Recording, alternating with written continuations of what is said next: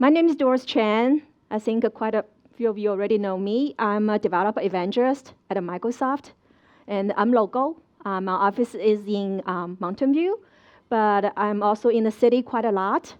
Have you guys been the San Francisco Reactor space? Okay, it's just on the Folsom Street. Yeah, nice. Yeah, I'm also there at least like once every 2 weeks. So if you want to meet me there, that would be great. Okay, so a lot of times, I'll give very quick intro. You could meet me online at Doris T. Chen. That's my Twitter address. And make sure you put a T there, because I'm getting some complaints says they send it to Doris Chen, never get any reply. So I don't know who that Doris Chen is. So anyway, Doris T. Chen.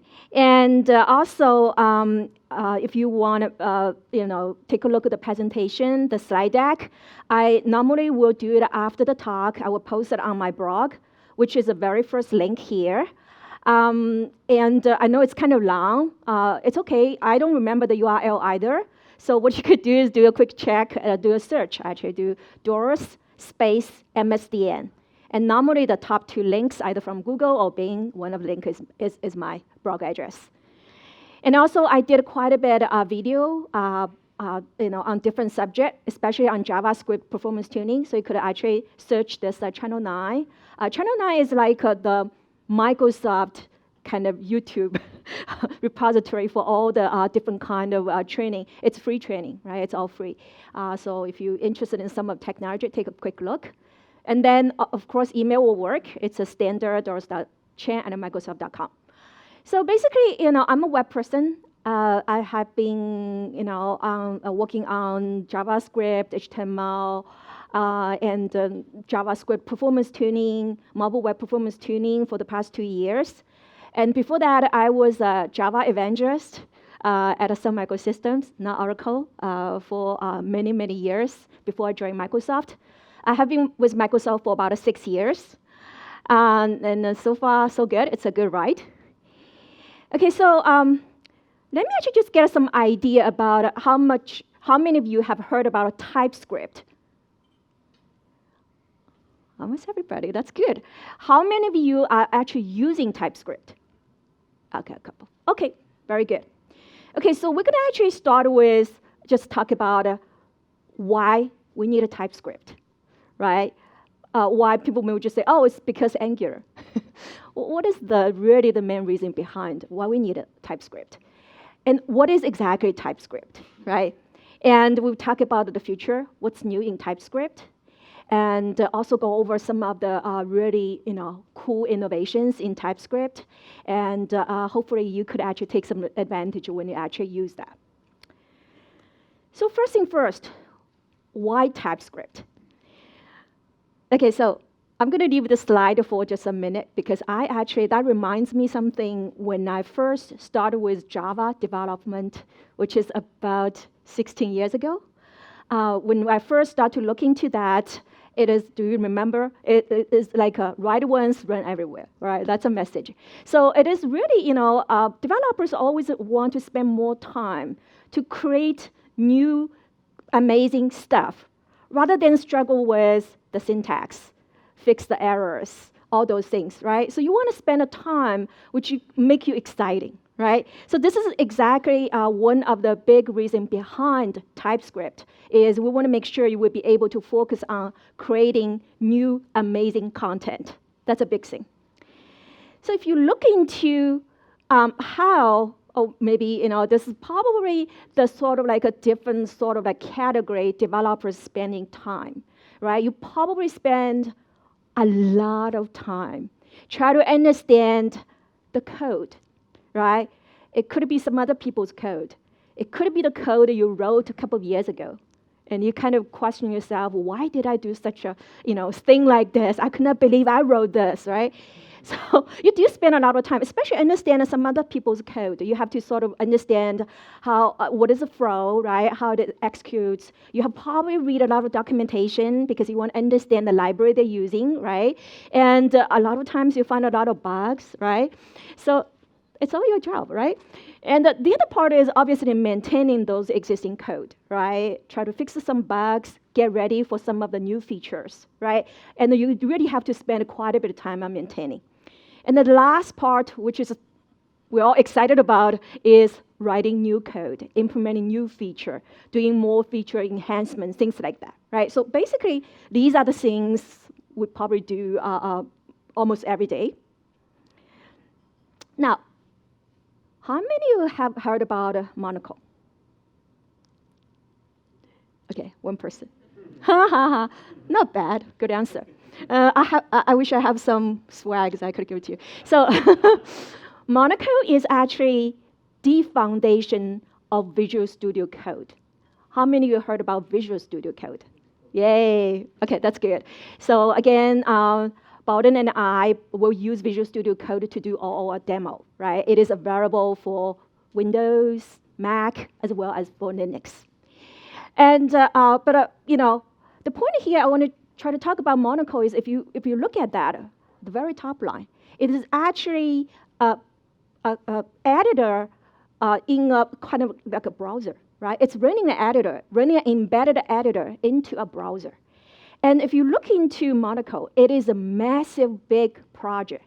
It's a large-scale JavaScript project, right? So a lot of times we talk about real-life JavaScript project. Probably if it's a couple of hundred lines code or up to 1,000 lines code, it is not bad. Like we could tolerate, we could sort of read the code through. But once the scale is getting up to 2,000, 3,000, 5,000, or even million lines of code, a lot of times it's really, really hard to understand, to maintain, and to adding new feature into it, isn't it? So that's why you see a lot of times, all you do is provide some kind of wrapper around those functions, because you don't want to sort of like a touch and break it, right? You just want to call as it is, right? So this is something, you know, we have to facing. But in real life, right, it's normally it's a large-scale JavaScript kind of like a project. And then you probably ask why JavaScript, it is so hard, you know, sort of like to really understand and maintaining when it's large scale. Because if you think about it, that's probably, I remember correctly, that's about a Netscape time, right? Very, very early, 1995. They actually hired Brandon Ake, and he is the one who actually invented JavaScript. You want to guess how many days he spent to writing the JavaScript? Somebody say 10 days, somebody say 3 weeks. I just checked the Wikipedia, it says 10 days. It is tried to actually complementary to Java at the time, because Java sort of started at a similar time, because there's an alliance between Netscape and Sun in 1995. So if you think about that, for anything sort of developed in 10 days to 3 weeks, this is just that much you could do, isn't it? Right? So this is just the way JavaScript it is.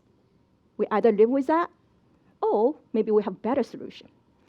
So we did some kind of like activity tracking on the Monaco project, and this is some data we get. So we spent about 70% of time to understand the code, and another 25% to maintain the code, and only 5% try to create some new feature.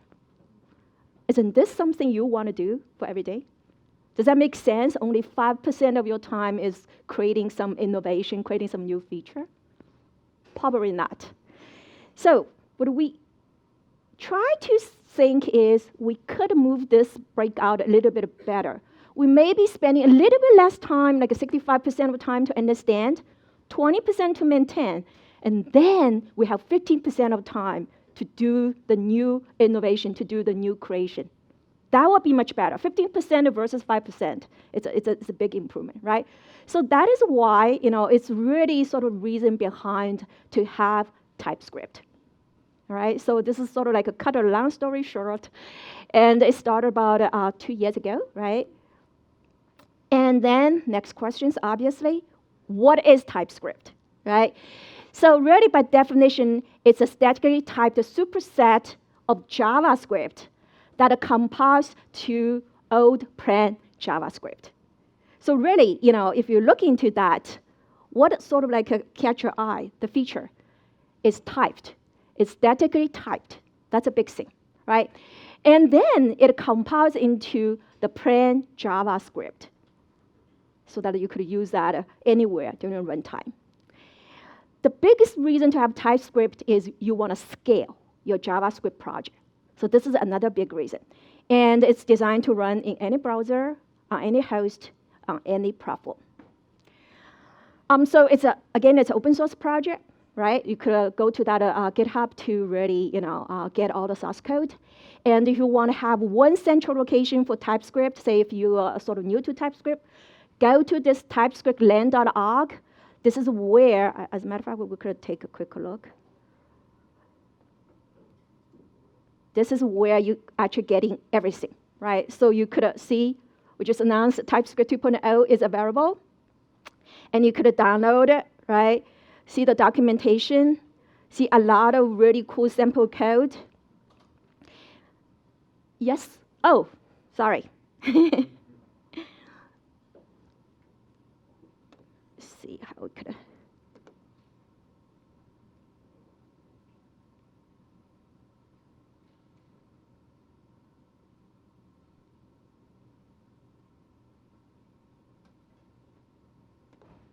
And the slideshow. Okay, here we go. All right, so this is the central site for TypeScript, right?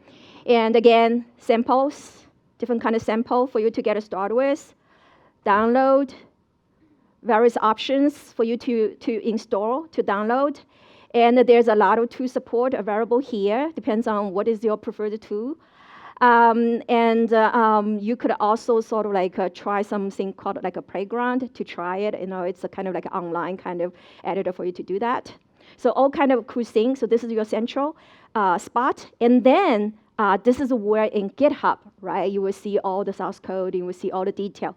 And there's a big community sort of like contribution behind. So you could contribute to the project as well. So let's go back to this slide.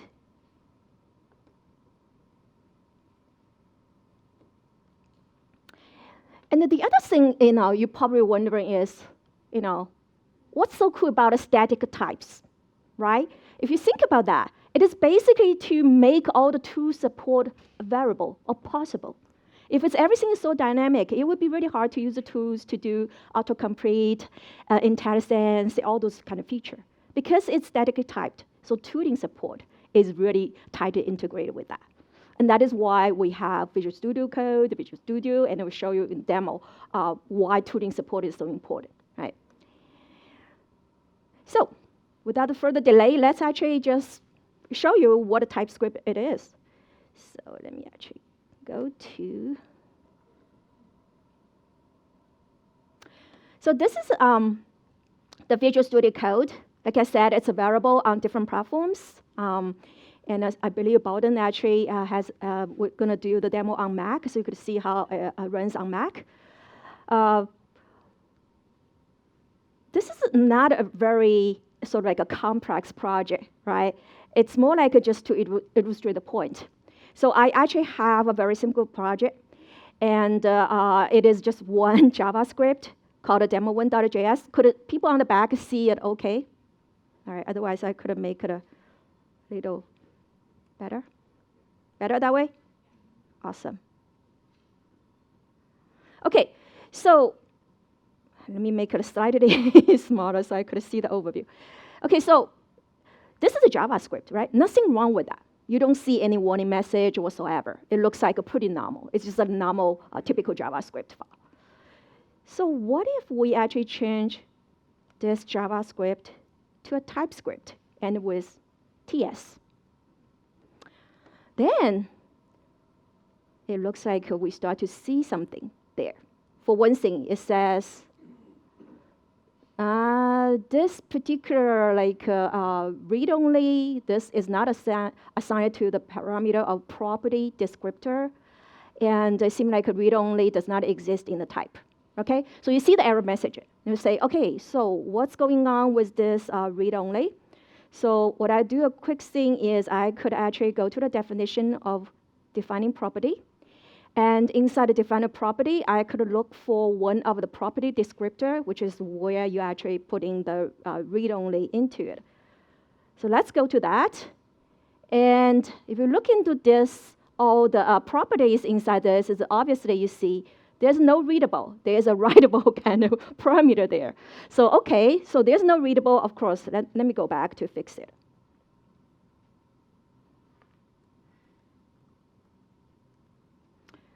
So it's writable. And should have probably put as true, right? OK, so first kind of like a warning is gone.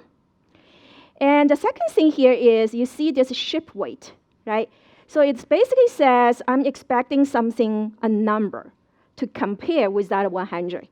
And but now look like this is kind of like it's not a number kind of a return method. So if you look into the implementation here, is we actually forget to do a function call, right? So we just add in there. And then because what happens in JavaScript, if you don't really call this ship weight function, then it will actually be some kind of type to compare with a number. And in JavaScript, right, you guys want to guess what's the end result? Because it's a two different type of thing. So it will always return false.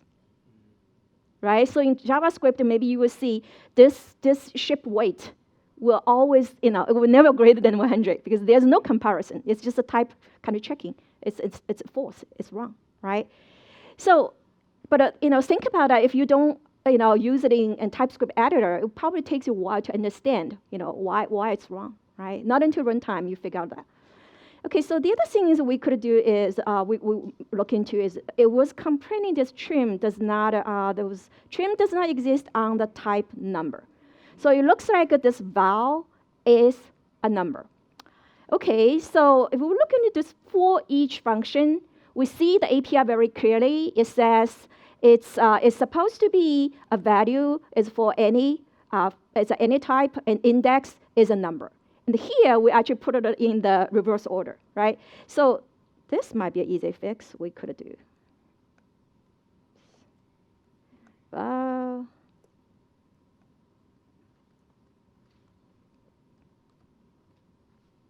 right. So it seems like it's happier, right? Because then if you look into the trim, it's OK, because val is any. So you could actually do a trim on that. So this is all good. And one thing we could do is, if you're looking to this email address, for now, it's type any. So a lot of times in JavaScript, you do put a bunch of any. But why, if you know this email address is going to be either string or an array of string, then you should actually just put it there, just define a type, right? And then let me show you how easy you could actually do that.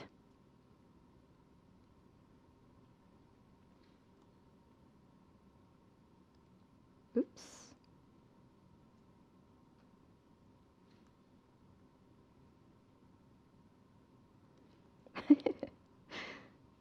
Don't know what's going on here. Huh? All right. And we just want me to type. This is a fun of a live demo, All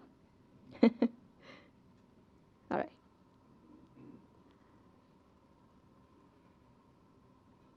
All right. OK, so now if you look into the email, it will give you very clear. It's expecting either string or string array. Right? So now you could actually make it more efficient. It's just help you to check the type. OK, so this is all very good. And what I want to show you more is we want to actually have a kind of like a configuration file. So let's compile this one. And so it's very convenient in VS Code. You could actually get into the exactly directory, so you could do the command line. So what I want to do is first I want to do basically I want to create a TS JSON project. And so by default, it create all the settings for you. So you will see by default is ES5, ECMA 5. Why is ECMA 5? Because that's probably default JavaScript all the browser, a modern browser will support, right? So that's why by default, if you don't specify anything, it's ECMA 5, right? Okay, so what I want to actually show you is some additional feature you could add there. So you probably could say I have a large project, and I have few hundred of JavaScript file there, right? So I actually want something like to include some of the JavaScript there without really worry too much about converting to TypeScript first, right? Let it be, right? So so let me change this into true.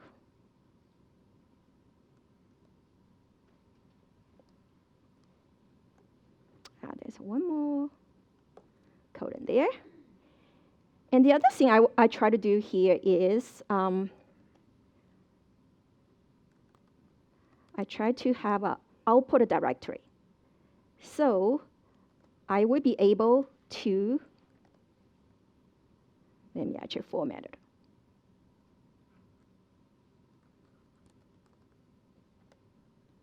All right. So with that, I will be able to include my JavaScript file into this particular project. So let's just add a very trivial kind of JavaScript. Let's call it foo.js. And let's just use some ECMA 6 feature to create a class called foo, right? That's it. Now, let's actually go to the command line. And I want to do, so by using this option, every time, typo. Okay, so I put it should be out directory. Let me go back. All right. And let's try it again. All right, so here, if you do -w, meaning I'm watching, right? If any file change or whatever, I will keep on compiling without me to sort of get into that. Okay, so immediately what you see here is you see this output directory compile all the TS file like the demo1 into a JavaScript file, and foo is also, sorry, is this my? Foo, because it is nothing there, because it's why? Because do you guys want to guess why? Because it's an empty class, and this feature it's an ECMA 6 feature. It's not supported in ECMA 5, so you don't really have anything there, right? So what if, let's do something kind of like interesting. Let's say, what if, let me actually open this to the site, right? And at the same time, I'm actually going to adding some ECMA 6 feature, right? All right, so let's see if we could have formatted it a little better. All right, so I'm adding some ECMA 6 feature, such as constant, let, right? And I'm also adding a class called customer. And then, I don't know about you guys, I'm actually from a Java, sort of like object-oriented programming background. How many of you also from the sort of like a traditional OO kind of background? Okay, so I really, sort of like, never really understand that well about how class interpreted into JavaScript with ECMA 5, to be honest with you. So it's a bunch of function, right? So I add in this, right? Let me actually do a Control S. And basically, we'll keep on recompiling. And let's actually take a look how it translates. So this, because it's by default, is ECMA 5. So all the new feature in ECMA 6 is translated into a traditional ECMA 5 JavaScript with all the function, right? Now, look at this. What if I say, I want my target to be ECMA 6? Right, save that. Okay, look at this. It's changed. All this ECMA 5 sort of like compiled JavaScript, it's become taking the ECMA6 feature now. It is class, customer, constant, let, and so on. Isn't that cool? So basically, this TypeScript compiler will actually, based on your definition of target, it will actually, based on that, and compile into different kind of ECMA version. So this is actually very useful. We'll talk about that in more detail, why it's very significant to have that. So the other things, I thought it's actually, quite cool here is, if we go back to demo.ts, and how many of you use VS Code with TypeScript already? Or nobody? Okay. I don't know with your particular IDE how really well to support refactoring. Let me show you something pretty cool. So for example, we want to call this delivery method, right? This is in demo1.ts file. And let's just say we're going to call it again here. Right, so it already shows, right? And then we're actually going to move to food.js. And we know that food.js is some file I just created, right? It's an empty file.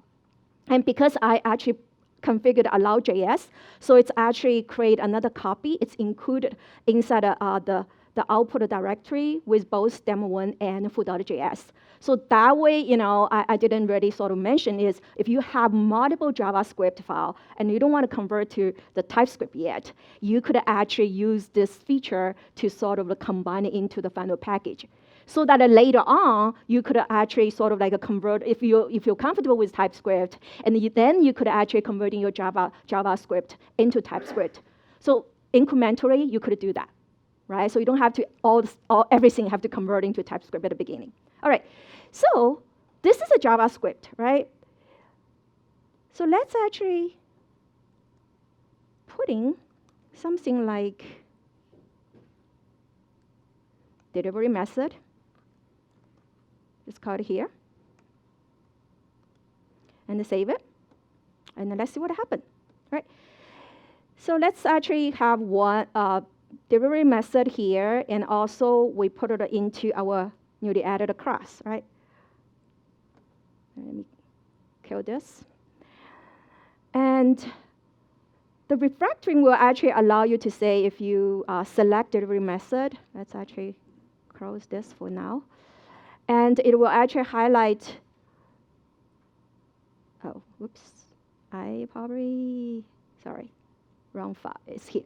This is a JS file. This is a TS file. OK, so if we highlight delivery method, and you probably could see there's another delivery method which is invoked here, right? So for the refactoring, what I need to do is just go to rename symbol, right? Let's just do something, bunch of S, right? And now you can see this delivery method is changed to a new name as well as the method called here. Then you probably ask, what happened to food.js, right? Let's take a quick look. Oh. Let me actually open again. It seems like it's not changing yet. So let me save it. Let me save it and then we change it again.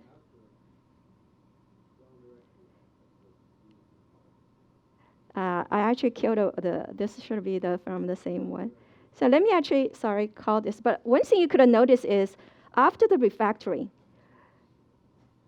this is already changed from delivery method SSS, isn't it? It's no longer the previous delivery method anymore. So it is already fixed here. I think I forgot to save, that's why. And now let's see this. From this food.js, right? Let me check if they actually compile. Does any change? Seems like it's still compiling. That's good. So if I do this and rename the symbol and put it back to delivery method, right? Let's see what happened here.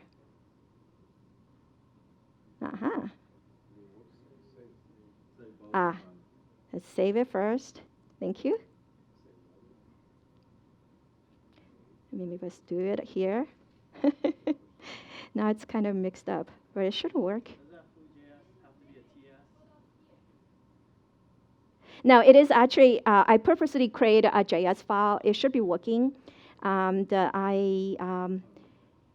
Yes? wouldn't the changes be made into the out directory? Well, actually, it's actually, you should see it in the local directory because it's actually the development environment. The out directory, it may change, but the thing is, it's something you don't have to worry about because it's output file. In other words, everything in the out directory or the JavaScript file that compile to is something going to directly running in a browser. That's not something you need to touch. All you have to work with is a TypeScript or JavaScript in your local, like a working directory. So it seems like this is working. Let's actually go back. Or maybe I should reload.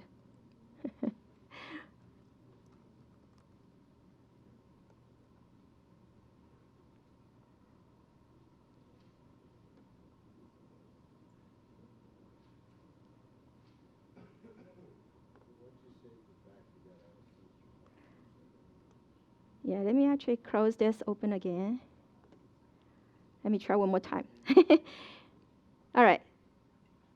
So let's see if it's 4S, and then let me actually look here with all the 4S here. All right. So let's see if it's it will fix all those things. Rename it.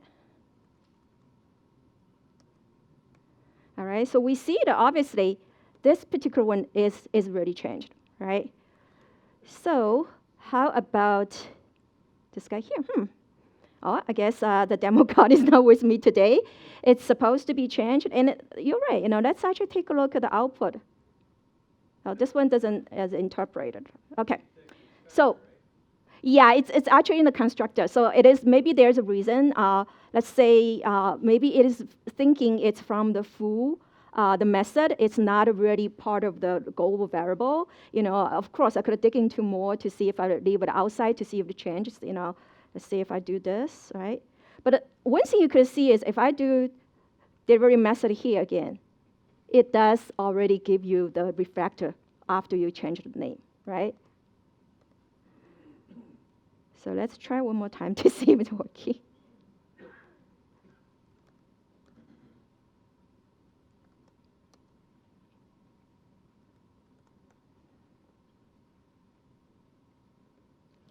It worked. Now everything is actually changed back to SSS as well as the method. So actually, this is a very good point because I'm putting into a class, right? Try to find this full class, and it treated that particular delivery method here is a local variable, right? So it's not really the global-wise, it doesn't really have the access. So that's why when you put a sort of like a global scale, it works, right? So basically, you will see this is a very simple example, may not be the best example, but later on, Bowden, when he did all the TypeScript work with Angular and React, you will see actually this is a really powerful thing doing the refactoring across different files. Okay, so that's actually, so hopefully you get some idea about how TypeScript worked, right? Because if you think about all the errors, right, I'm fixing TypeScript, meaning it's in the compilation time, right? I could fix all the error in compilation time rather than JavaScript, right, which is you have to sort of fix everything after the runtime, after you see nothing happened on the browser, right? So go back to the slide.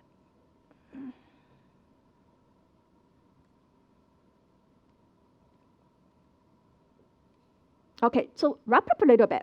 So what does it tell us? Basically, it's a benefit of using TypeScript today, right? With a nice editor, you will be able to see all the syntax error. You could fix it before you get into the runtime, in the compilation time. The other thing is you could actually use option like Allow.js. You could actually adding a lot of your existing JavaScript into it without really touch it. It will work. And you could actually see the type. It's really strong type. Everything's checking with the type. So it's a much stricter compiler for you to use. And then basically we'll talk about some of the future features later on. So the other things, as you're probably just wondering, remember I do a demo, switch the target from ECMA 5 to ECMA 6, right? But if you're looking at the architecture diagram for the TypeScript, it is really, it's kind of like a still JavaScript in the middle, and with a type system wrapped around JavaScript, right? And then going through a compiler called TypeScript Compiler, right?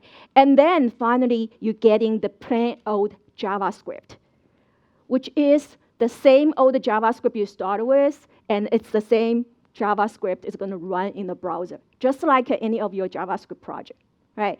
So in that sense, it's really cool. And if you look into this message, what does that tell you? JavaScript is TypeScript. So how many of you here are JavaScript developers? Well, congratulations, you're all TypeScript developers now. You could update your linking, you could actually update your resume, put a TypeScript there, right? Because really, the idea here is, some people, like I ran into my old colleagues from, Oracle and Sun. They are really, just doing a lot of Java. And they ask me, say, hey, Doris, I want to get into JavaScript, but I heard a lot of cool things in TypeScript. You could directly use classes, modules. It's more familiar with, so I'm more familiar with OO kind of style, right? Could I skip JavaScript just to learn TypeScript? The answer is no. Because you do need JavaScript to get started with. You do need a basic understanding of JavaScript so that you could use TypeScript. Because if you look into the demo I just did, I started with the JavaScript. I just changed the JS to TS, become a TypeScript, right? But I didn't really change too much content there, right? Other than just fix some of the bugs right now, right? So really, you do need a JavaScript. This is the core, right? So it's not a TypeScript, it's another different language. It is your JavaScript. And it is, getting more types, adding more features, and getting better tool support. Let me put it this way, right? Okay, so again, let me actually go into this. So if you look into the JavaScript today, I would say a couple of years ago, if we both are JavaScript developers, we probably kind of know, we know most of the features, right? And, probably, let's say if you're ECMA 5 kind of developer, and we all kind of ECMA 5, right? But then nowadays, there is a lot of new version for ECMA standard, from ECMA standard, like ECMA 6, right? ECMA 7, right? And in the future, probably ECMA 8. Oh, by the way, for developer, we still call it ES5, ES6. But from the standard, I think ES6 is called ECMA 2015. And ECMA 7 is ECMA 2017. So they use year instead of version. But for developers, let's just stay, we don't want more confusion, right? Let's just stay ES5, ES6. So nowadays, we talk about, developer, JavaScript developer. Hey, are you familiar with ES6? Or you are still use a lot of ES5? So this is sort of a conversation we talk. There's a lot of new standard, new features into this particular JavaScript kind of area, right? So it's really, adding a lot of complexity into that. And let's take a look. The idea of TypeScript is we want to support all the new feature in the ECMA. It doesn't matter which release that, right? If it's 6, it's 7, actually it's fully support ECMA 6 already, all right? But the point I try to make here is, if you look into this particular diagram, this is, by the way, it's kind of like a little snapshot from a compatibility site called CanX.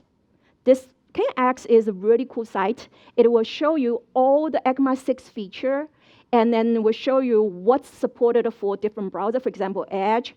We have Firefox, we have Chrome, we have Safari, we have Node, the different version of Node. If you look at it, the table is huge. It's a lot of features, so you could actually check. But the thing is, you get some idea, like oh, yeah, Chrome seems like it support a lot of those ECMA 6 feature, and so is Edge and Firefox, and it looks like a Node 4 or Safari is not supporting that many features. So you get an idea. But so what, right? When you're writing the code, right? When you try to use a new feature, right? We are developers. We want to try something cool, something new. We don't want to care if that feature is supported by that browser. It's really not something we want to really spend a lot of time on it. I really don't want to go back to that compatibility table to say, I implement a new feature from ECMA 6, so it's not going to work in that browser. That's not something I really want to do. That's probably the last thing I want to do, because I want to actually focus on developing new feature using the ECMA 6 new feature, right? So having said that, like I said, ECMA is evolving, right? Every year you have a new version, ECMA 6, ECMA 7, right? Right now it's probably okay, you work with ECMA 5 and 6. What if you have 7, 8, or 9? Let's call it ECMA ES Next, right? There's so many different versions.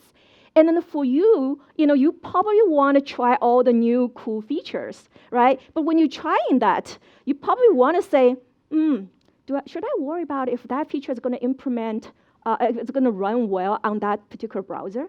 Is that something I should worry about? The answer is no. With the TypeScript, you probably don't have to worry about that, because TypeScript is trying to support all the new updated future features in the ECMA, from ECMA standard. So the reason we could do that is we go back to this transcript compiler. So remember, we have a target, right? We have a default target for ECMA 5. So if you say you pick a new feature from ECMA 7, and you don't have to worry about if that particular feature is running on that browser or not, because with the default setting, TypeScript will actually compile into ECMA 5 JavaScript code. So it's doing transpile, right? So all the new features you tried in your code, it's going to be supported, translated into ECMA 5, which is going to run for all browsers, right? So you don't really, have to sort of say, if I try a new feature, is it going to break my code? The answer is no, because you could actually use TypeScript compiler to do that, right? And when you are pretty sure that a browser is going to support ECMA 6 or 7, then you could change your target like I did it before. Isn't that cool? So as a developer, it's not something we have to worry about. It's going to do a down-level compilation, so it's not, we could actually spend a lot of time doing the new feature development, right? So that's kind of cool. So this is really a big advantage of using TypeScript, because that's not something you should worry about. Because I actually going to quite a few workshop for ECMA 6, and there's a lot of questions people asking about. What if that feature is not supported in that browser? What am I going to do, right? How could I write a same kind of web content and run across different browsers, right? So this sort of hopefully give you some answer, right? Okay, so next I want to talk about is what's new in TypeScript, right? So we said there's a lot of cool ECMA features like class, modules, generators, lambda function, error, promise, all those things. It's already supported in TypeScript. And in addition to that, there's ECMA 7, we support async and wait, the decorators, and so on. These are all already inside the TypeScript. Now, this is a pretty busy slide. This will show you what we have already in the TypeScript as of 1.8. Because if you download today, if you install today, it's it's TypeScript 1.8. But TypeScript 2.0 is already released, so feel free to use a new version.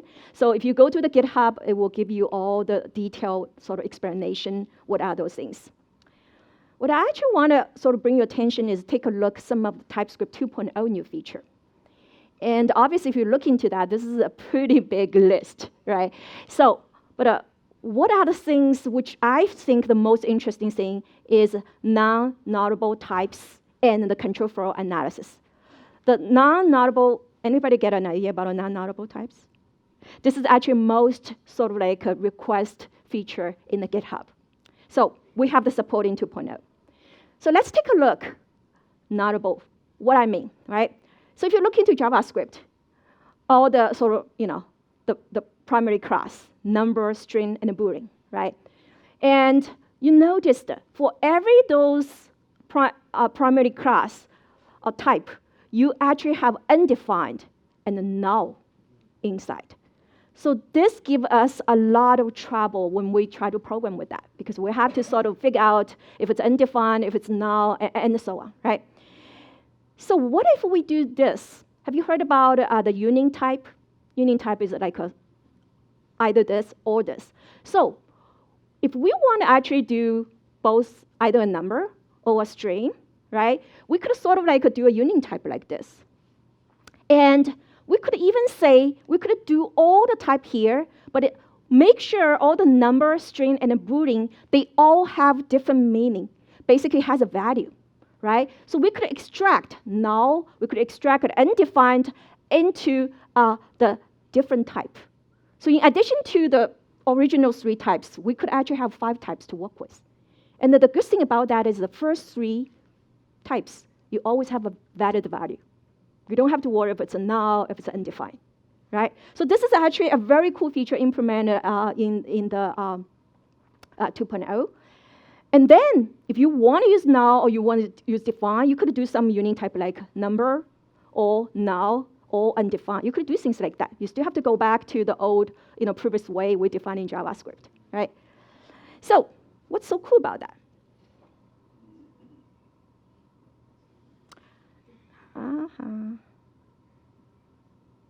All right, so let me check the time. I probably should. Okay, so what's so cool about that is if you look into some of the example, I thought it's really, really cool. Let's look into, this is like a pop quiz, right? So we have all kinds of like a class A, B, C, D, E, right? And then in order for TypeScript to check the particular notable support, the one thing we could do is we actually change the strict and no checks from false, default is false, to true. Why we need to do that? Because by default, you could still make it backward compatible. You don't have to worry about all the new notable type. But then keep it that way, right? But then after you do that, the editor, is going to actually, if I have time, I will show you. There's a lot of warning messages to go with. But we just look into this pop kind of quiz, right? So we get a 5 class A, B, C, D, E, and then so it's going to say X. In this case, X is A, B, C, D, E, and then if it's an instance of A, what is this? This is A, right? So. And then when it's B, then X is B, right? This is very easy to follow, right? So what if we say, else if X instance of B and C? So what is X now? B and C, very good. So what if I say, if X is not instance of D? What's now? It's E, right? I mean, I don't really have to sort of facing a whiteboard to sort of go through that, because this one tells me. And anybody want to guess, after I do all those else if, pop quiz, and then what's this X? Yeah, most people get lost. So it's BCE here, right? So all I'm saying is because this non-notable feature is supported inside TypeScript, so you don't have to really worry too much about what type return you have. You could, in the VS Code, you could actually have very nice checking. So it will save your time. You could spend your time to working on more interesting stuff rather than guessing what's the type. Because if you think about, if I don't have this sort of TypeScript, right, then I have to do the JavaScript. Then I have to sort of keep on trying to see, if it's working. Finally, maybe I'll get it right? But with TypeScript, you don't have to worry about that. It's very clear. It will really tell you, right? So another sort of like a pretty cool example is, how many of you are pretty confident about a double equal sign and a triple equal sign? Very good. Okay, so let's take a look at this quick example. This could be your interview question, by the way. If you look into this, right, so I'm actually having, it's a test. My S is either string or string array or null or undefined, everything, right? So I'm doing truthy checking, right? So obviously, you would think this is actually supposed to be a string and a string array, right? So if this is a string array, What happened to this S, else S? What type is that? Okay, let's take a look. It's string, it's null, it's undefined. What is a still string type there? Because empty string, it's a falsy. And it is still a string. I mean, why is that? I don't know. Next time I meet Douglas Crawford, I ask him, why is that? Because he should explain that in the good parts, isn't it? And let's take another one, okay? So, triple equal sign, object. Classical example. I actually look into the Stack Overflow, try to see the question. People have a lot of questions on that, right? You probably do. So if it's an object, this one says it's a string array and a null. So why is that? I don't know, because null is a subclass of object, right? But why is designed in such a way? I don't know, right? So this is all crazy. So now I have all kind of fun here. I could say double equal sign is undefined, right? So would you say what's this S? It's now an undefined. People stop thinking it's like too much challenge for this session, right? You're asking me to activate my brain. But one thing good about that is you won't fall in sleep, right? So it's you checking all the now and define. How about else?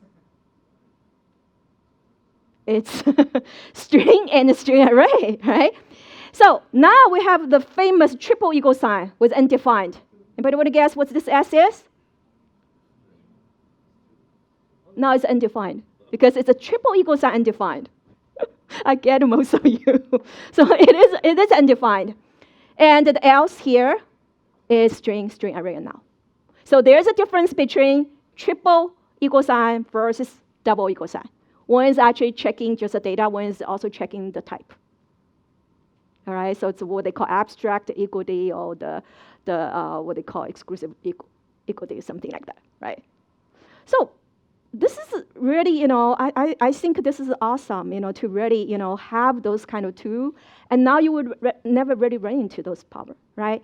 And I probably don't have time to go over another example, but just to show you, this is a totally working kind of piece.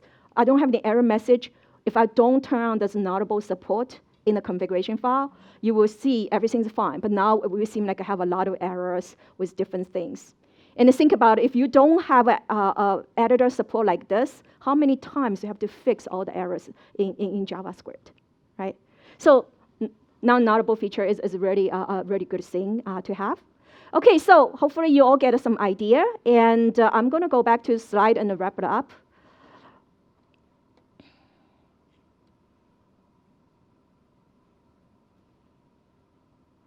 Okay, so because most of you sort of like just get started with TypeScript, but if you have a chance, take a look at some of the cool innovations. It's already available in TypeScript 1.8. If you install it today, you have all the features. Things like intersection type, how this works in TypeScript, string literal, all those things. I don't really have time to sort of like go over that, but I will leave the slide deck share with you so that you will be able to see what's going on. Okay, so quickly wrap it up. So some people may say, I don't, my favorite IDE or tools is something else, right? So you could use all of those tools to do your TypeScript. You don't have to use VS Code if you don't like to. There's a great support in Sublime, in Atom, and the WebStorm. So, or you could even use like Eclipse and Emacs, right? So all those things are available. So I'm going to actually leave this slide here just a little bit because this is actually all our friends, community. They actually, they use TypeScript, and then they would basically say, oh, put a little icon there because I use a TypeScript for my particular project. And we have a Q&A. I'll save some time towards the end, and thank you very much.